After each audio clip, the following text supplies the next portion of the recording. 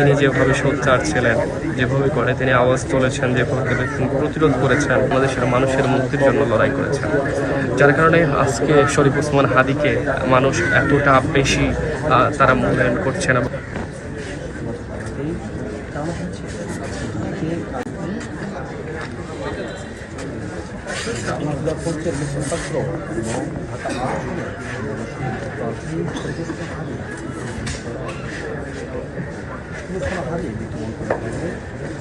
চাচা করে কাজ করতে হবে এই পাশে থাকে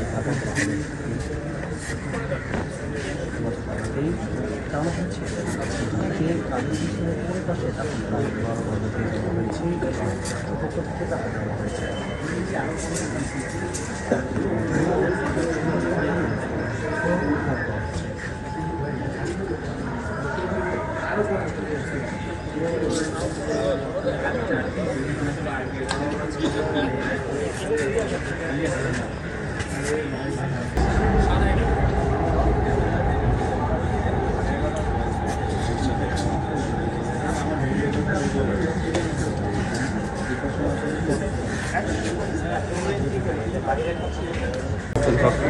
সাহেবের সাথে বলা হতো যে শেরে বাংলা একে ফজলুল হক যেমন বাঘ ছিলেন, একইভাবেই যারা শেরে বাংলা একে ফজলুল হককে দেখেনি তারা শরীফ ওসমান হাদিকে দেখেছেন, এমনও কিন্তু তারা মন্তব্য করছেন। অর্থাৎ শরীফ ওসমান হাদিকে তারা বাঘের সাথেই তুলনা করেছিলেন এবং বাংলাদেশের সংকটে শরীফ ওসমান হাদি তিনি যেভাবে সোচ্চার ছিলেন, যেভাবে করে তিনি আওয়াজ তুলেছেন, যেভাবে প্রতিরোধ করেছেন, এমনটা দ্বিতীয়ত আর কেউ পারেননি। যেমনটি আসলে জুলাই গণঅভ্যুত্থান পরবর্তী সময়ে আমরা দেখেছি শরীফ ওসমান হাদি যেভাবে করে লড়ে গেছেন বিভিন্ন অনিয়মের বিরুদ্ধে, বিভিন্ন দুর্নীতির বিরুদ্ধে, বিভিন্ন যে আধিপত্যবাদ রয়েছে সেই আধিপত্যের বিরুদ্ধে।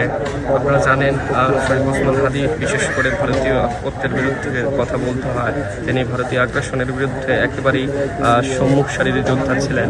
তিনি এই বাংলাদেশের মুক্তির জন্য লড়াই করেছেন, বাংলাদেশের মানুষের মুক্তির জন্য লড়াই করেছেন, যার কারণে আজকে শরীফ ওসমান হাদিকে মানুষ এতটা বেশি তারা মূল্যায়ন করছেন এবং তার জন্য গোটা দেশের মানুষ কিন্তু কাঁদছেন। আমরা লক্ষ্য করেছি যেভাবে করে শরীফ ওসমান হাদির গুলিবিদ্ধের খবর সারা বাংলাদেশের মানুষে পৌঁছানোর পরপরই বাংলাদেশের মানুষ যেভাবে করে আবেগে আপ্লুত হয়েছে, ঠিক একইভাবে তার মৃত্যুর সংবাদ যখন জানতে পেরেছে বাংলাদেশের মানুষ, একইভাবে কিন্তু তারা আবেগে আপ্লুত হয়েছে, বিক্ষোভ করছে।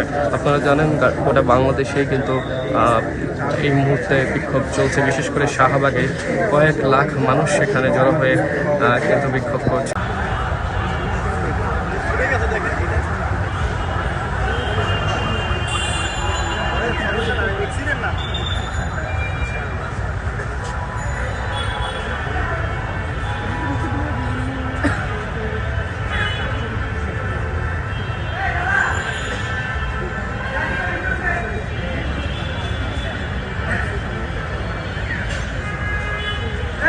দাদা ভিতরে ঢুকে, ভাই ভিতরে ঢুকে, জাকির ভাই ভিতরে ঢুকে।